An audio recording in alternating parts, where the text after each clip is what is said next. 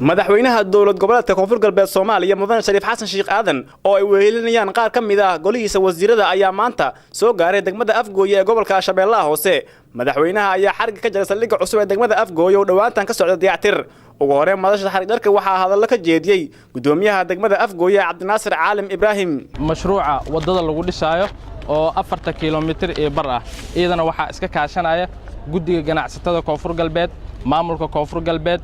degmada Afgooye gobolka Shabeellaha Hoose dhammaan bulshada reer Koonfur Galbeed lacagta ku baxaysana waa 2,401,000 waxaa naga kaalmeynaysa hay'ad waxayna bixinaysaa lacag gaaraysa 800,000 oo kaliya inta kale maamulka Koonfur Galbeed loogu fadhiyaa bixintiisa iyo dhameystirkiisa. gudoomiyaha gobolka Shabeellaha Hoose Ibraahim Aadan Cali Najax ayaa sheegay in dhismaha uu wax ka tari doono sugidda ammaanka degmada Afgooye ee gobolka Shabeellaha Hoose. waxaan rabaa hortaada inaan ugu mahadceliyo dhammaan ciidamada amniga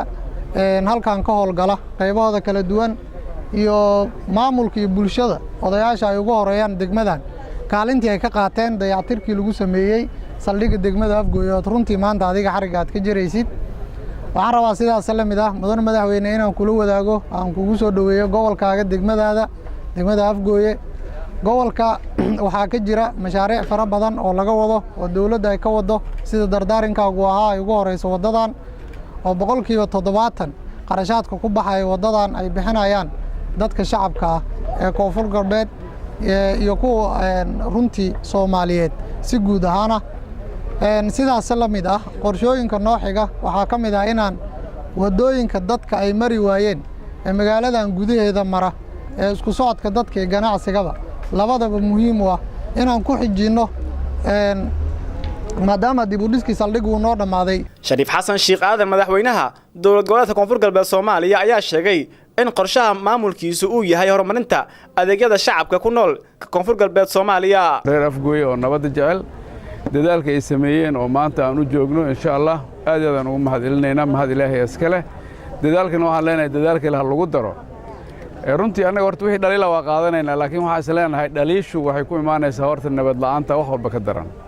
dhulka nabad la'aana ka jirto kuwan dawladdiidka oo dhibaatada nagu sameeyay wax badan lala qaban leeyahay waxaan rajaynaynaa kuwaasna sida walaalaheena amisom dadaalka ay wadaan iyo ciidamada militariga iyo booliiska iyo nabad sugidda Soomaaliyeed dadaalada ay wadaan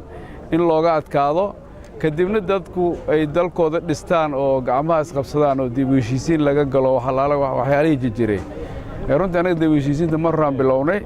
laakiin wax walba waqtiga Ilaahay uu talagalay dhamaanayaan laakiin maalmaha soo socda inay dhamaadaan oo la soo afjarana waa rajaynaynaa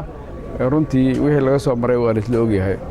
marka dadkan waxa rigaadeeyay waa dagaalka sokeeye insha Allah haddana meel fiican ay maraysaa marka wixii dhaliila waa qaadanaynaa dadaal badan waa gelinaynaa